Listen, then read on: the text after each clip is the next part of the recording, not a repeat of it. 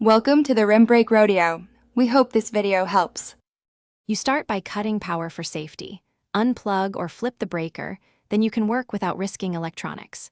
Next, remove the lower kick plate or control bezel. Use a small screwdriver and take photos as you go so you can restore screws in the same holes. Once the panel is loose, identify the clock board or control module and the model number printed on the sticker.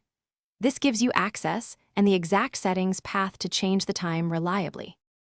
With access and the model noted, power the machine on to enter settings or diagnostic mode.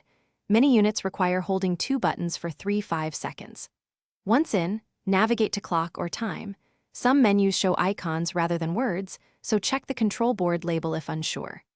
Use the plus and buttons or the cycle knob to change hour and minutes, then choose AM/PM or 24-hour format depending on preference. Make changes deliberately to avoid skipping ahead by increments.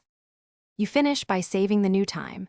Press save or start and wait for an on-screen confirmation or steady LED.